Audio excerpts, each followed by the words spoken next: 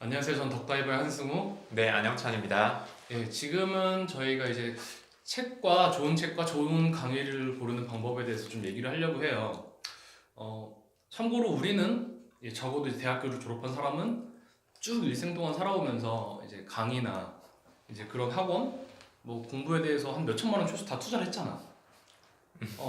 투자를 하면서 맹목적으로 그때 당시 봐드렸는데 지금은 이제 좀 어떤 기준에 의해서 그 강의를 선택하고 책을 고르고 하는 게 있는데 아무래도 좀 다들 각기 다른 경험이 있는데 뭐 나만의 경험, 나만의 좀 이야기를 해보려고 합니다. 그 기준에 대해서. 음, 어때? 우선은 강의 많이 듣지. 보통 책도 많이 사고. 강의는 거의 안 듣고 음, 책은 엄청 많이 사지. 음, 나보다 많이 사는 사람 드물지. 그래? 어, 음.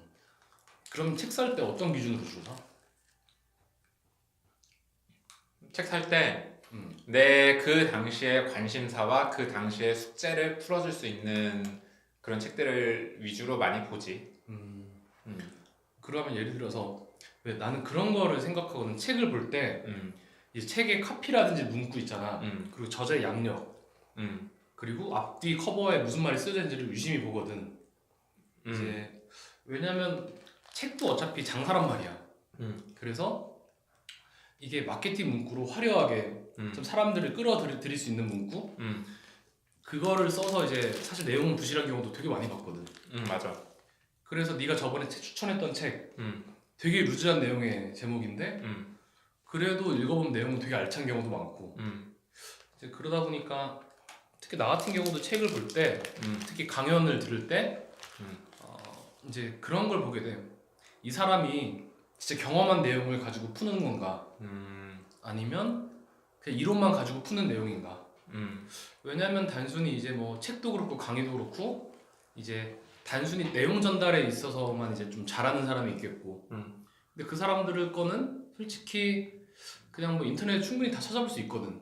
음, 그런 것에 대해서 지식에 대해서 정보를 얻고자 돈을 쓰는 행위가 음. 좀 맞을까라는 생각도 들더라고. 물론 나한테는 그래요. 그럴 것 같은데. 음.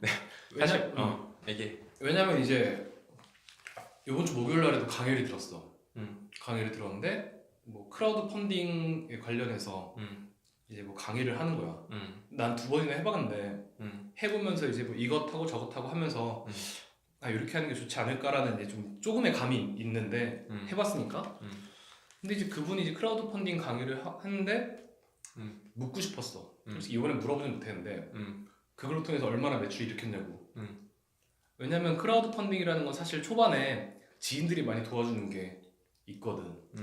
초반에 사업을 하니까 힘내라고. 음, 근데 단순히 그 사람은 이제 뭐 크라우드 펀딩 이렇게 하면 좋다 저렇게 하면 좋다라는 식으로 얘기를 하면서 그냥 겉핥기적인 얘기만 많이 하더라고. 음, 그러면서 좀 시간 아깝다라는 생각이 좀 많이 들었어.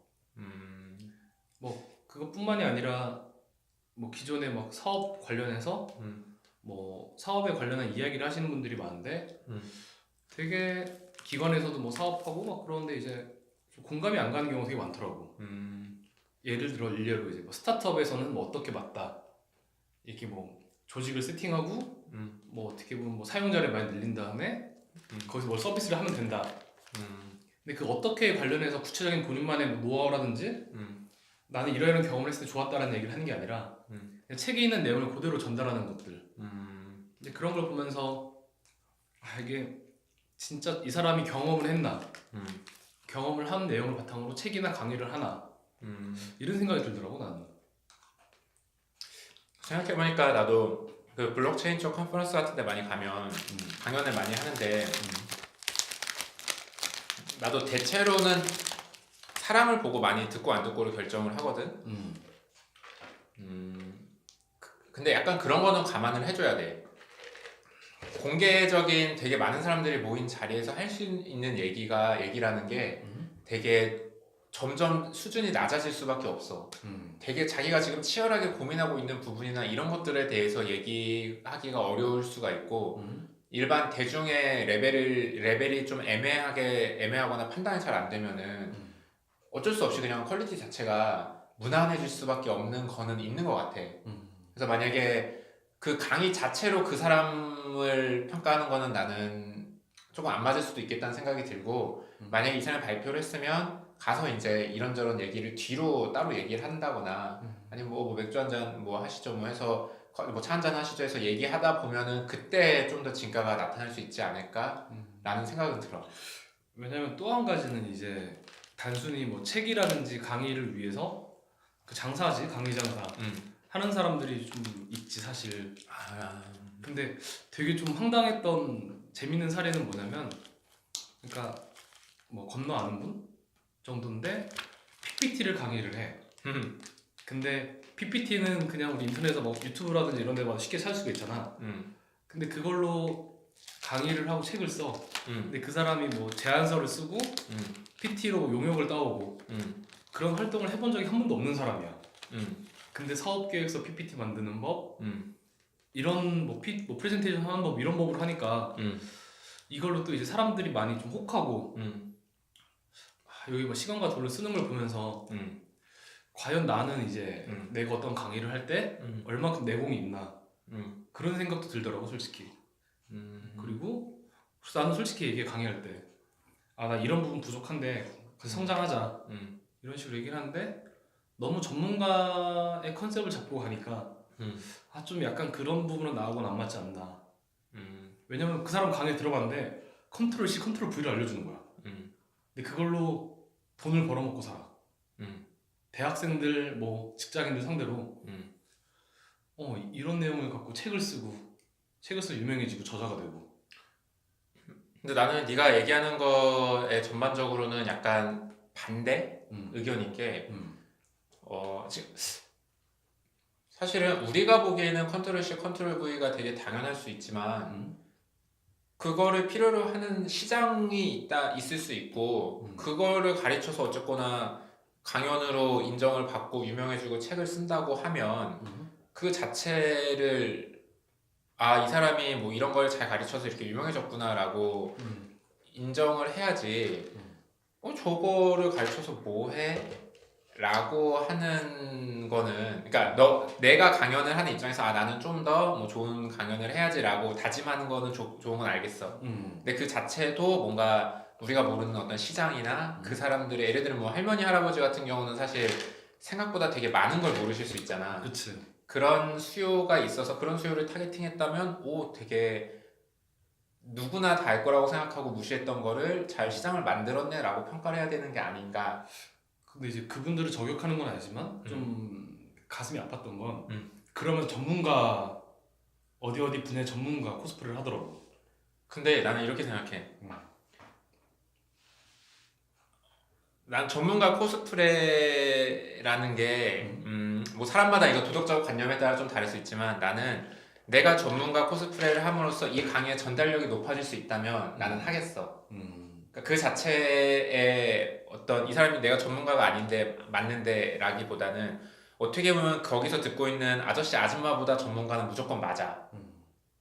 그리고 이 전문가라고 함으로써 이 사람들이 강의를 더 흡입력 있게 볼 수 있다면 나는 그것도 인정. 근데 뭐 네가 전문가가 아닌데 왜 전문가 행세하냐라고 하면은 사실 아무도 할 말이 없어. 뭔가 전 세계 탑 1, 탑 한 명을 빼고는, 탑 티어 그룹에 있는 사람을 빼고는 아무도 이제 그렇게 얘기할 수 없는 거지. 그렇게 됨으로써 내 스스로가 나는 전문가가 아닌데 라고 뭐 생각을 하고, 어차피 내가 탑 티어가 아니니까 내가 전문가가 아닌데 라고 생각을 하는 것부터가 나는 스스로 뭐 그렇게 생각할 필요는 없지 않나? 라는 것도 있어. 근데 왜냐면 나는 그걸 통해서 사람들이 낚이는 경우를 많이 봤어. 사실 나도 많이 낚여서 돈을 많이 쓰기도 했고. 그러면서 이 사람의 이력이나 이런 걸 좀 꼼꼼히 보는 게, 예를 들어서 이 사람이 프로젝트나 경력 위주로 이력을 썼냐, 아니면 단순히 강의 이력을 가지고 이력을 썼냐, 그런 차이를 두고서 이제 그러면 이 사람은 그 지식에 대해 전달하는 게 단순히 그냥 누구나 할 수 있는 내용, 누구나 볼 수 있는 내용을 전달하는 사람이냐, 아니면 진짜 여기서만 볼 수 있는 특별한 인사이트가 있는 강의냐, 좀 그런 게 좀 보여지더라고. 그거는 내가 무엇을 얻고 싶어 하느냐에 따라 좀 다를 수 있을 것 같아. 예를 들면은 나도 그 감정평가사 강의를 듣지만 들어봤지만 의외로 되게 어떤 영역에 있어서는 그냥 되게 전문가가 아닌 강의를 되게 많이 한 사람이 잘 가르치는 과목도 있거든. 그러니까 뭐냐면은 뭐 박사학위가 없어, 부동산 쪽 박사학위가 없더라도 강의 경력 15년이야. 전달력 막 노래 부르고 막 난리를 쳐. 되게 잘 들어와 머릿속에. 그러니까 이게 조금 나는 이리적으로 그렇게, 물론 이제 네가 얘기한 것처럼 경력이 중요한 분야도 분명히 있지만 뭐 강의 경력 자체가 중요한 분야도 있을 것 같다는 생각도 들어. 그래서 나는 그거지, 편협한 생각이나 그런 느낌이 아니라 그런 정도의 레벨이면 인터넷에서 쉽게 유튜브라든지 그런 검색을 통해 찾을 수 있는 내용인데, 아무래도 어떠한 특정한 뭐 길 방향에 대해서 제시하는 강의 같은 경우에 본인만의 경험이나 이런 거 없이 그냥 누구나 할 수 있는 얘기를 전달을 하고 까딱해서 그거를 낚여서 들으면 잘못된 사람의 길로 인도를 할 수 있지 않을까, 잘못된 결과를 낳을 수 있지 않을까 생각이 돼서 그래서 이 주제를 가지고 한번 얘기를 해봤던 거고. 그치. 맞아. 무슨 말인지 좀 알 것 같기는 해. 그래서 이 영상을 보시는 분도 이 사람의 이 강의나 혹은 뭐 내용 전달할 때 어떠한 경험을 가지고 특정한 그 경험에서의 전달력, 인사이트가 있나라는 걸 좀 보면 좋을 것 같아가지고. 근데 이게 이런 거를 주의하라라고 말은 할 수 있지만 그래서 어떻게 골라야 되는데 라고 했을 때 너의 답은 경험이다. 경력을 봐라. 경험이다 무조건. 그냥 경험에 의한, 내가 해보지도 않고 그걸 말하는 건 어렵다. 각 그 분야에 대해서 어느 정도. 그래, 너도 감정평가서 얘기를 하는 건 네가 겪어봤으니까 얘기를 할 수 있는 거잖아. 뭐 얘기는 할 수 있지만 내가 어떤 새로운 분야에 뭔가 배운다고 했을 때 이 강사가 좋은 강사인지 아닌지를 판단하는 기준 자체는 여전히 없다는 거지. 그냥 내가 느껴보고 이 사람 저 사람 강의를 들어보고 나서 결정을 할 수밖에 없었다는 거고, 아니면은 사람들의 추천 그 정도밖에 없다는 거지. 그러니까 좋은 강의를 고르는 기준이 뭐냐라고 물어봤을 때 네가 직접 경험해 봐라 라고 하는 거는 답이 안 된다는 거지. 그리고 나는 경험한 내용을 바탕으로 남들과 좀 다른, 같은 내용이라도 남들과 다른 걸 얘기를 할 수 있는 거를 이제 그런 강사나 책을 찾아라. 이게 오케이. 정답이지. 오케이. 내가 봤을 때. 양력을 봐라. 그치, 그게 이제 양력이나 이력이다. 오케이. 네. 그래서 그냥 뭐 제 생각을 좀 구구절절 얘기하긴 했는데, 그래도 이런 부분도 좀 도움이 되지 않을까 싶어서 네, 뭐 정리하면 길게 찍어봤습니다. 양력을 봐라 5글자로 정리하겠습니다. 저는 그 양력에 따른 경험이 뭐냐, 이 사람의 백그라운드를 봐라. 네, 학위 학력이 아니라 강의 영역이 아니라. 네. 야, 이런 거 재미없어. 네, 그렇게 하겠습니다. 네, 이상입니다. 네.